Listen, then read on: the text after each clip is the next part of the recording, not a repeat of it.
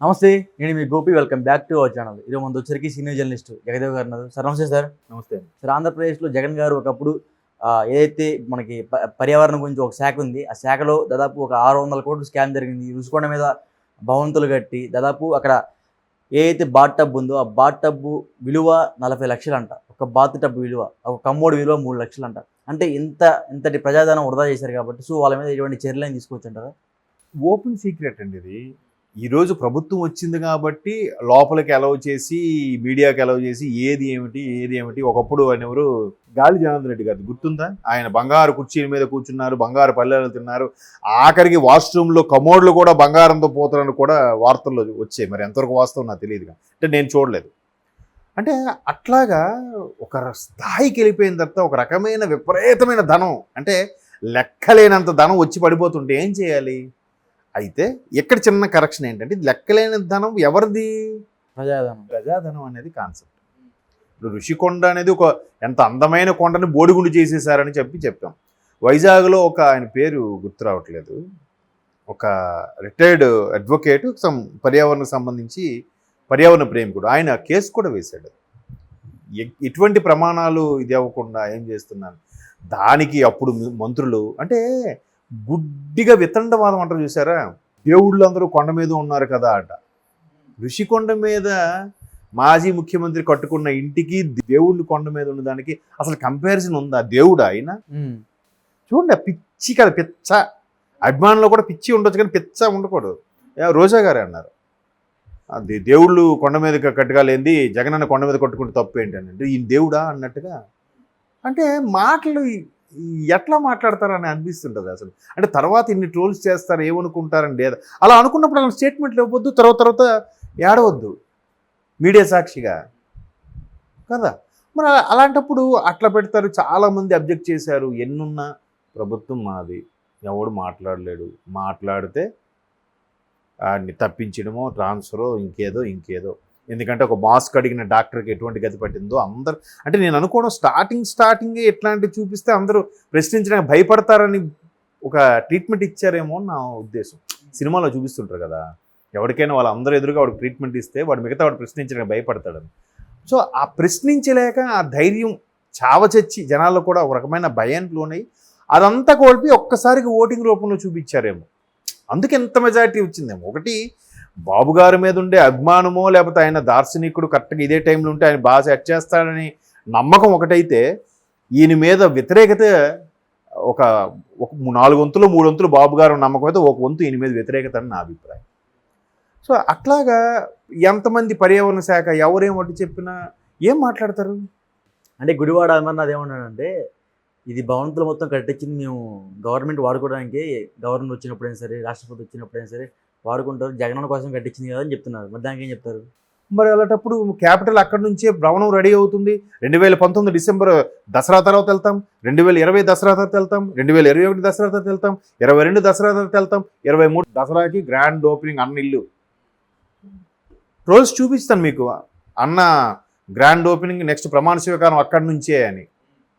మరి ఇప్పుడు గవర్నమెంట్ బంగ్లాలు ఎలాగుంటాయనో మనకు తెలుసు. మనకు తెలిసింది ఏంటి? R&B బంగ్లాలు ఎక్కువ ఏ ఊరికైనా ఉండేది. ఎంతవరకు ఉంటుంది? విశాలంగా ఉంటాయి. ఈరోజు కూడా గవర్నమెంట్ ఆఫీసులో ఫర్నిచర్ ఇప్పుడు అంటే 2020 తర్వాత ఉండే గవర్నమెంట్ ఆఫీస్ ఫర్నిచర్లు వేరు. ఒకప్పుడు ఫర్నిచర్ ఎలాగుండి చూడండి, చెక్కవి అట్లా నీట్గా ఉండేవి తప్ప పాత పెద్దగా ఎక్స్పెండిచర్ ఉండేది కాదు. అలాంటిది అంత భారీగా మీరు అన్నట్టు బాత్ టబ్, ఇప్పుడు గవర్నమెంట్ ఎంప్లాయ్ అయినా పెద్దగా ఒక 487 చదరపడుగుల గదటండి అది బాత్రూమ్. చూశాను నేను దాకా. అంత అవసరం అండి ఒక బాత్రూమ్కి? మధ్యలో బాత్ టబ్, ఇదంతా ఏంటి అంటే షూటింగ్ ట్రాలీ ఏమైనా వేస్తే షూటింగ్ ఎవరు రన్ చేస్తారా ఏంటి స్నానం చేస్తున్నప్పుడు? అంత బాత్రూమ్ ఎందుకు అసలు? న్యూస్లో చూసిందే నేను. ఒక ఆయన కంప్లీట్గా ఒక రిపోర్టరు కెమెరా మొత్తం తిప్పి నడుపుతుంటే అసలు ఒక్కొక్క ఫ్యాన్ చూస్తారు ఎలాగుంది. అంత రిమోట్ ఫోన్లు చూస్తే అసలు ఒక ఫ్యాన్తో మన సామాన్యుడు ఇంట్లో ఫర్నిచర్ అంతా కొనివచ్చు. ఆ ఫ్యాన్ అంత కాస్ట్ అది.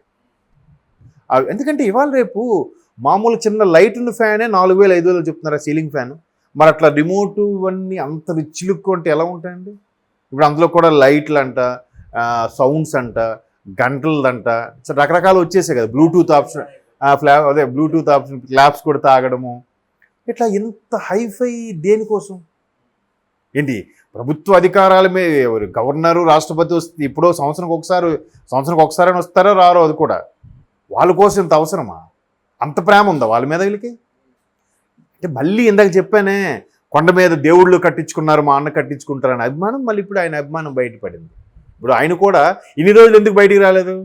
ఈరోజు ఆ మంత్రి గారు నేను ఉన్నాను, జనాల్లో ఉన్నానని చెప్పడానికి కోసం మళ్ళీ బయటకు వచ్చి ఒక స్టేట్మెంట్. మేబీ వేరే పార్టీలకి వెళ్ళడానికి ఛాన్స్ లేక ఆ స్టేట్మెంట్లు ఏమో, లేకపోతే ఇన్ని రోజులు ఓడిపోయిన రోజు చెప్పొచ్చు కదా, మేము స్వాగతిస్తున్నాం ఓడిపోయిన ఇది అన్నట్టు కూడా మాట్లాడచ్చు కదా. అప్పుడే మాట్లాడలేదు కదా, ఇన్ని రోజులు అయిపోయినప్పుడు. సరే, ఒక్కొక్కటిగా వస్తున్నాయి బయటికి. అంటే ఎన్ని రకాలుగా ఇప్పుడు అది చూస్తే ఆ విమర్శ, ఆ ఫర్నిచర్ ఏదైతే ఉందో, ఇప్పుడు అందులో ఉండాల్సిన ఫర్నిచర్ కొంత ఉంది, మిగతా ఫర్నిచర్ ఏమైంది?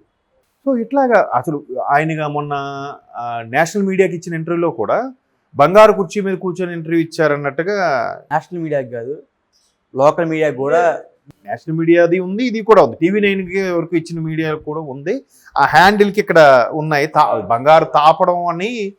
ఎందుకు జనాలు నిజంగా అపోహపడ్డారో నిజమో తెలియదు, కానీ అంతకుముందే షర్మిలా గారు ఒక స్టేట్మెంట్ ఇచ్చారు, ఆయన బంగారం తాపడంతో కుర్చీలు కూడా చేయించుకుంటాడు ప్రజాధనంతో అన్నట్టుగా, ఏదో సంథింగ్ 1000 కోట్లు ఉన్నాయి.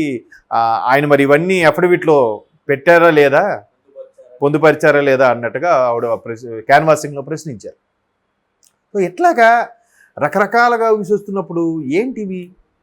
ఇప్పుడు నిజమే, వాళ్ళు ముందు ఏమన్నారు, విశాఖపట్నం క్యాపిటల్ అన్నారు, క్యాపిటల్ కాబట్టి అన్నం ఉండడానికి ప్లేస్ కావాలన్నారు. సరే, ఇంకెక్కడ ప్లేస్ సరిపోలేదు, కొండ మీద అయితే కనుచూపు మేరలో అదేదో సినిమాలు అంటాడండి, ఎక్కడుంటేనే నాకు చూసావా నా కాలు కింద, జులైలోనా నా కాలు కింద సిటీ ఉన్నట్టుగా కనిపిస్తుంది అని అంటాడు, చూసారా? అది కూడా ట్రోల్స్ వచ్చేవి, గుర్తుందా? సోను సూద్ మాట్లాడిన మాటలకి. సో అట్లా అందుకే కోటతో అంటారు. అవును, అక్కడ ఈయన కూడా అందుకే అక్కడ కట్టించుకుంటున్నాడు అన్నట్టుగా కూడా వచ్చాయి. ఇప్పుడు అవి చూస్తే పైన గ్రీనరీ కానీ, మొత్తం లైన్స్, మొక్కలు పెంచడము, అది నిజంగా ఒక భవంతి, అద్భుతమైన భవంతి లాగా ఉంది. అయితే ఏంటంటే దానికి చెప్పే కవరింగు గవర్నమెంట్స్ హైర్ అఫీషియల్స్ వచ్చినప్పుడు ఉండడానికి ప్లేస్ లేదు. అంత హైర్ అఫీషియల్కి అక్కడ ఎందుకు, స్టార్ హోటల్లో పెట్టినా కూడా అయిపోతుంది కదబ్బా. కాబట్టి ఇక్కడ మళ్ళీ ఇలా చేస్తున్నారు. ఇదంతా ఎవరి సొమ్ము? ప్రజాధనం కాదా?